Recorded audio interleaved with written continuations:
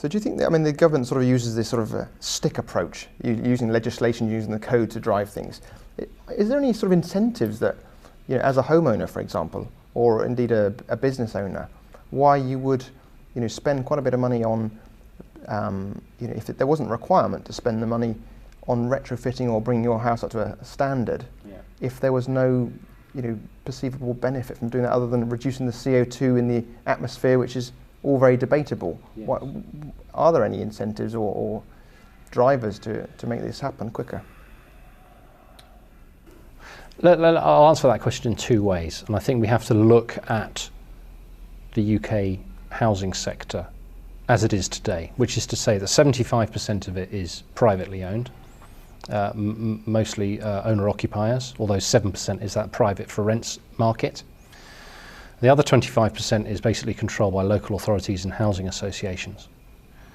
That's the 25% that the business I work for is focused on.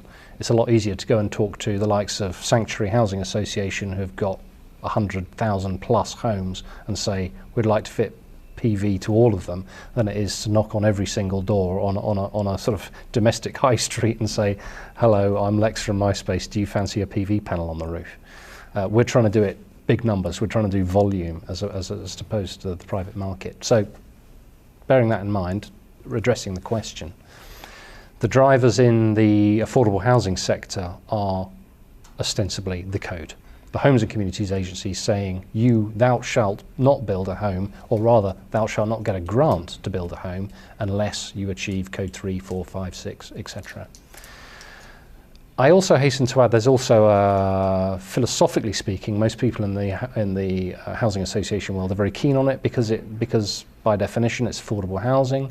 Some of the more vulnerable members of society are living in affordable housing. They don't have a lot of disposable income. So if we can get them out of fuel poverty, that helps as well.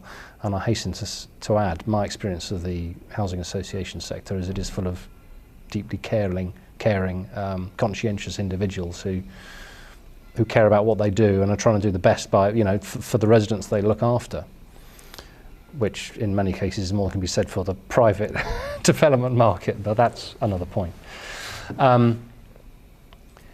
But at the same time, in the world of housing associations, there's a complete lack of joined up thinking, and this is from central government. Let me give you an example. Housing Association A decides that it's going to build a code 6 home, a row of code 6 homes on one side of the street and a row of code 3 homes on the other side of the street. Conservatively, the code 6 house on side A is going to cost in the region of everything above ground, maybe £150,000, roughly, let's just say for a 3-bedroom house. Go over to the other side of the road, the code 3 homes, it's going to cost £80,000. The residents who live in the code 6 homes, guess what? They're not going to have any fuel bills at all, which, if you think about it, certainly looking at my fuel bill, and it's not astronomical, but it all adds up over the course of the year, your gas, your electricity, etc., etc. Over on the other side of the street in a code 3 home, the residents are going to be paying whatever the national average is for energy bills a year, but more or less £1,000 a year, maybe a bit less, call it £800 a year. But can the Housing Association charge people living in the code 6 homes more rent? The answer is no. They are not allowed to. So look at it from an accountant's perspective. And housing associations, I hasten to add, are commercial. They're not for profit, but they need to make money. Where's the incentive to build a code 6 home? You can't even charge more rent to the person living in it, even though you're doing them, you're putting £800 a year back in their pocket because they're not going to have any electricity bills. So the answer with regards social housing and affordable housing is yes, there are some incentives, but guess what? The entire system is structured so that those incentives aren't particularly clear-cut or focused. Now, if we move away from the social housing world to the private sector, which is, again, 75% of all the housing stock in the UK, I think, and I spoke to someone last night about this, and he focuses exclusively on renewable energy technologies in the private market. I think what I said to you earlier was the people who appeared to be adopting it early adopters in marketing speak appear to be well educated, middle class, upper middle class. They've done some research and they have some disposable income. And as opposed to keeping £10,000, £12,000 in the bank, which at current interest rates are earning them approximately somewhere between £50 and £100 a year interest, which is, let's face it, not a lot of these guys are saying to my friend, well, look, I may as well invest it in a PV array, stick it on the roof, and that's going to take £600 a year off my electricity bill. That's giving me a better return on my money. The wider domestic market, private market, no, there aren't really any incentives. The whole recent boom in housing has been built on the premise of build it fast, build it high, build it cheap, sell it for as much as you can. Luckily, and even though we're going through a pretty gruesome time at the moment with regards to the economy, I think those days are gone forever. I sincerely hope they are, because it's not sustainable. And the houses that have been built in the last 20 years, more than likely, will be pulled down in another 30. Whereas I'm living in a house that was built in 1860 and still going strong.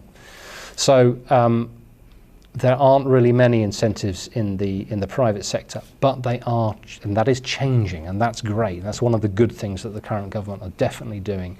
The introduction of the feed-in tariffs in the coming, should be in April next year, they'll be bolted down, are going to, in my opinion, be the tipping point for renewable energy.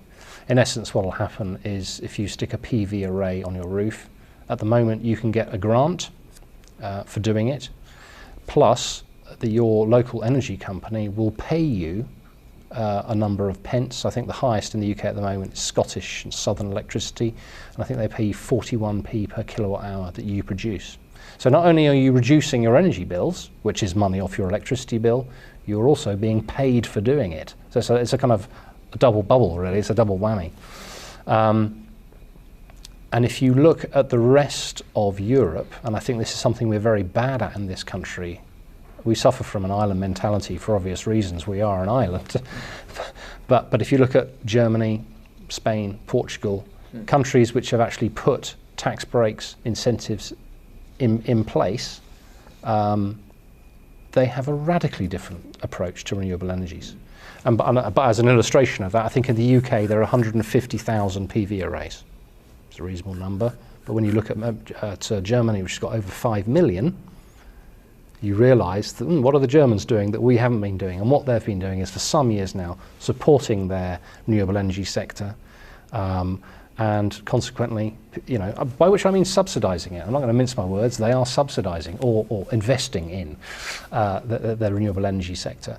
Whereas in the UK we haven't, and as a consequence we produce less than 1% of all the energy in this country from renewable technologies. We've got more wind than the bloody Antarctic, but we're not using it to generate electricity, whereas the Germans produce, I think, somewhere in the region of 10 to 11% of all their domestic energy comes from renewable. So we are worlds apart. Of course, there's an economy of scale. If you're producing that much PV, the whole thing does become more affordable. Absolutely, and the PV industry has been doubling in size since 2002 every year.